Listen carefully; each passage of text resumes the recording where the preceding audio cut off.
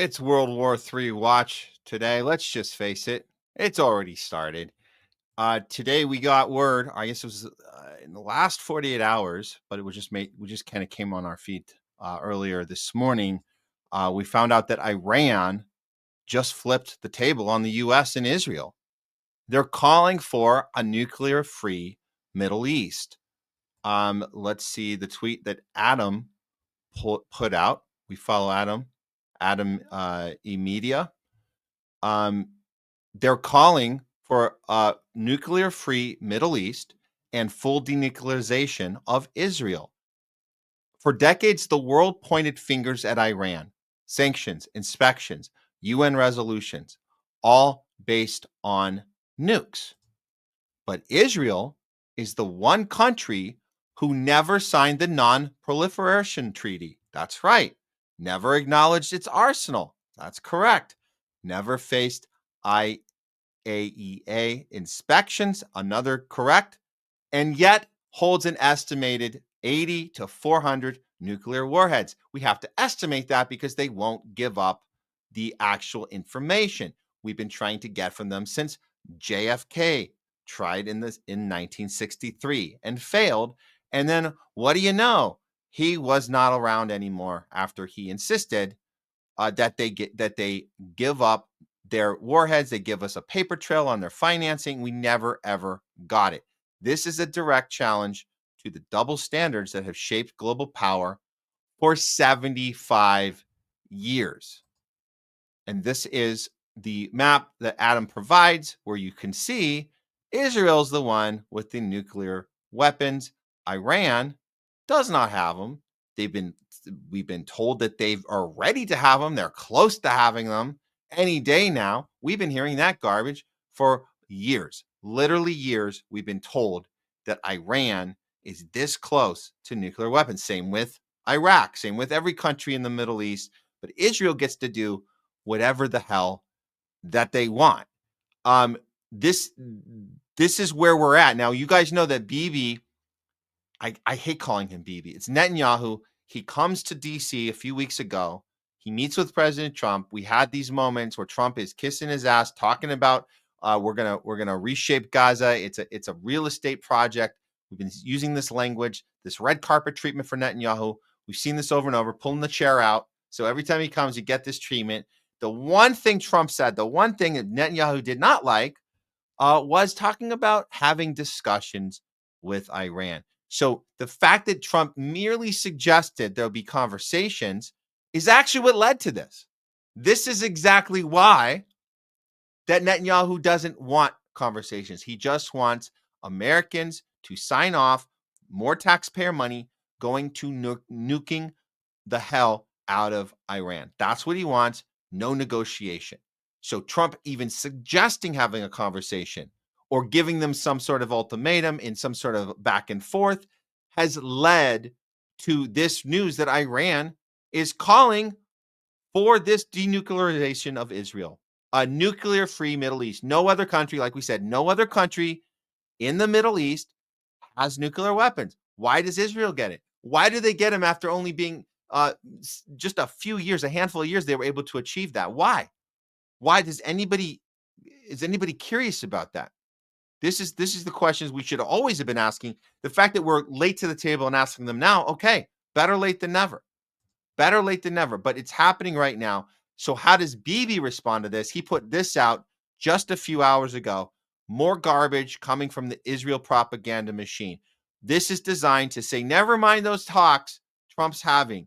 Never mind the talks, the back and forth. We don't want any back and forth with Iran. We want total nuclear annihilation. Here we go. Take it away, Bibi. Dictator of Iran, the Ayatollah Khamenei, posted this. The title is, "Why Must the Zionist Regime," that's Israel, "be eliminated from the region?" So here you have the ruler of Iran openly declaring, again, that his goal is to destroy the state of Israel. His goal, as you saw, the declaration is a nuclear-free Middle East. The denuclearization of Israel is not destroying the state of Israel, unless the purpose of the state of Israel is nuclear occupation and military occupation, along with, as we know, an ethno state and an apartheid state, which we know it is. But is that what you're saying, BB? BB, is that what you're telling us? That to eliminate nuclear weapons in Israel will be destroying the state of Israel? So those two things go together. That Israel cannot exist without its military. Well, maybe that's the reveal right there. Maybe that's what is happening. Is that you're saying the quiet part out loud. You're saying this is what Israel is based on. It's founded on this principle of military occupation. That's what it is, and illegal occupation of other people, and consistently invading, terrorizing, and expanding the greater Israel. That's what it's always been about. So even the mere suggestion of the state of Israel not having nuclear weapons, you're taking that to mean destroying Israel. And then you look into the camera and try and get us all upset that, oh no, Iran wants to wipe you off the face of the earth. Iran doesn't want to wipe you off the face of the earth. Iran doesn't want you terrorizing the Middle East anymore. That's the thing. And this should have really nothing to do with us. By the way, this should have nothing to do with us. It really shouldn't. Like, why don't you deal with your own shit? Why do you have to keep coming to us and getting money, getting support? Why do you have to keep going into our schools and into our laws and making any critique of a foreign government illegal? Why do you have to do that here? What do we have to do with this? Iran is not a threat to the U.S. I'll repeat that. Iran is not a threat to the U.S. It never has been. Yet every single president, no matter who you elect, whether it's Bush and Cheney, whether it's Obama, whether it's Biden, whether it's Trump, it doesn't matter. Whoever you elect, you're going to get John McCain. I stole that line, but you guys know what I mean by that. Bomb, bomb, bomb, bomb, bomb, Iran. Doesn't matter what president you're going to get. You're going to get somebody in lockstep with this old adage that Iran is out to get Israel and out to get America, and we can't have that. It's the seventh country of the seven that Netanyahu wanted us to invade and occupy and terrorize, and we've done every other country on that list. Iran is the last one, and it's long overdue as far as Bibi is concerned. Certainly is long overdue. The problem is we're having issues here with our financing. That's really the problem. Now that we know that the military budget is all the way up to the trillion mark, we know that from this. This was last week, the 1 trillion in defense spending. 1 trillion. This is the pose that Trump does with his little fist, like he's somehow taking on some deep state. He is the deep state, and Netanyahu is standing right next to him, smirking along. That this anti-war president is actually a war president, promising 1 trillion in defense spending. Now, people are noticing this. People on the right are noticing this. They're saying that's not what we voted for. We didn't vote for a war psychopath maniac that's just going to keep increasing the budget. I mean, even just Yemen alone, CNN had to admit that the cost of U.S. military offensive against the Houthis in Yemen, which really wasn't against the Houthis, it was against the civilian population, which it always is, bombing the crap out of their water. They can't drink water, 50,000 Yemenis. Trump bragging about blowing up Houthis when they turned out to be Yemeni citizens, blowing them up, bragging about it, showing the videotape of blowing them up on his Truth Social, nobody holding them accountable. But at least CNN says there might be a problem when money's involved. Put the moral compass aside, put all the murdering and killing and slashing and no plan of any sort other than greater Israel, nothing that benefits America. But they will let us know that maybe the 1 billion alone spent just in the last month on murdering people in Yemen. The problem isn't murdering people in Yemen. The problem is that you're nearing $1 billion and you see no results.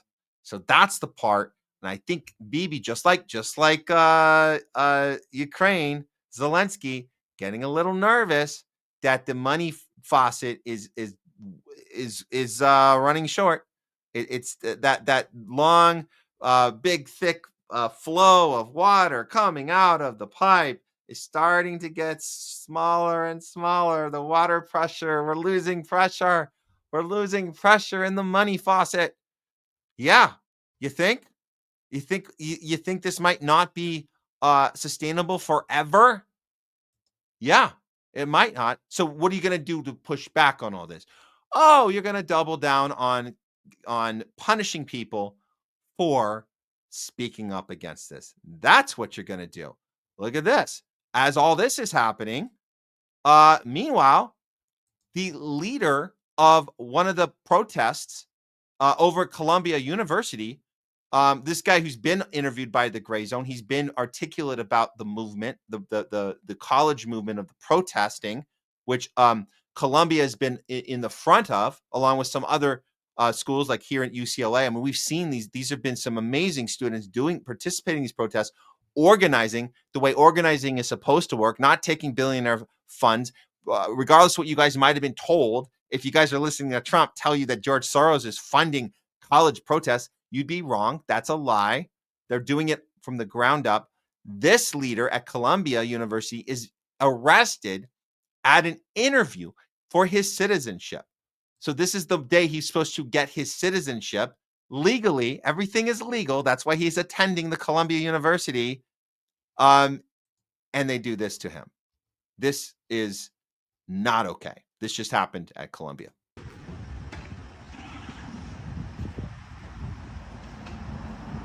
His friend shot the footage, by the way. He's being escorted out of his citizenship interview by these thugs. Oops, sorry, guys. By these thugs wearing hoodies. Thugs with badges and guns can wear hoodies. If you don't have a badge and gun and power, you're not allowed to wear a hoodie. By the way, just so you guys know how it works, that's dress code for you. Dress code is you can't wear hoodies unless you are in a position of power where you can do whatever you want, like arrest somebody at their a student at Columbia University, just arrest them. Yep, you can do that. And you don't have to identify yourself. Just wear that whatever vest they give you. And we've seen this over and over and over again. And it's getting worse, guys. It's getting worse. I mean, we're seeing in other parts of we're seeing in Europe, Amsterdam. We're seeing in Amsterdam. This just came out. Just so you guys know, this isn't just about, handpicking people out of interviews and hauling them away and they disappear. We're seeing this over and over. We're also seeing more physical approaches to punishing students. In this case, this took place at the University of Amsterdam, where these undercover cops brutally are beating pro-Palestinian students. So this is how, again, this is about keeping people in line. And Europe, as we know, is on the side of Israel and has to maintain this theater and keep people in line and don't let them protest at their campuses. This just came out of Amsterdam. Check it out.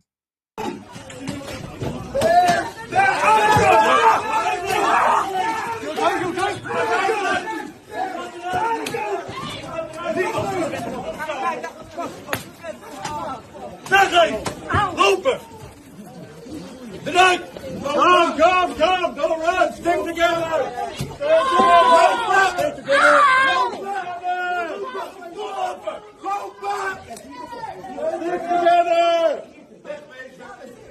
Is that basic? Fast is third, bro.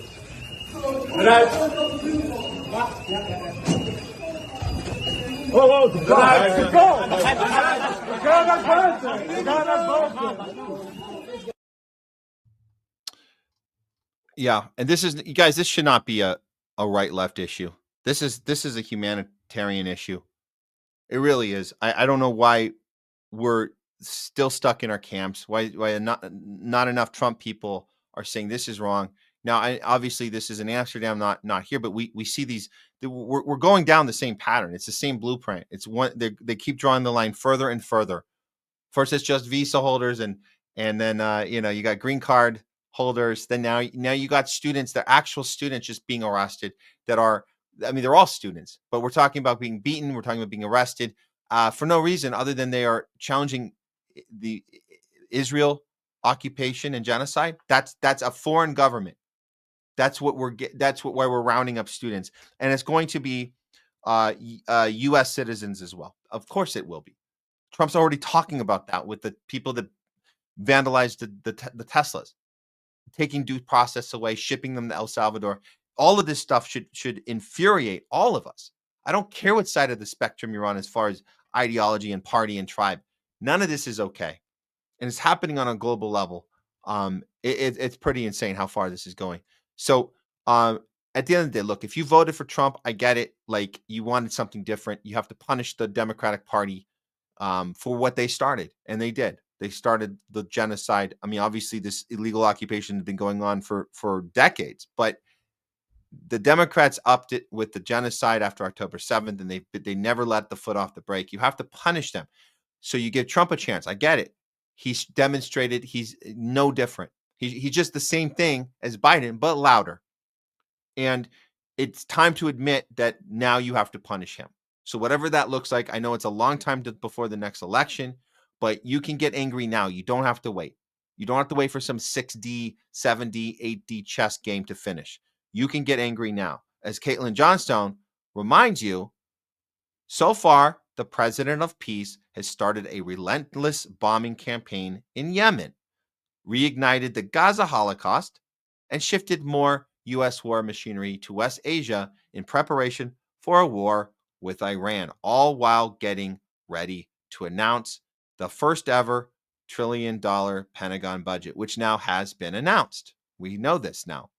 And she just wanted you to know that, while reminding you that Tulsi Gabbard told us once that President Trump is the peace president of peace. He's ending bloodshed across the world and will deliver lasting peace in the Middle East. And if you believe that line of garbage, then I got a vaccine to sell you. And that should do it for World War III Watch.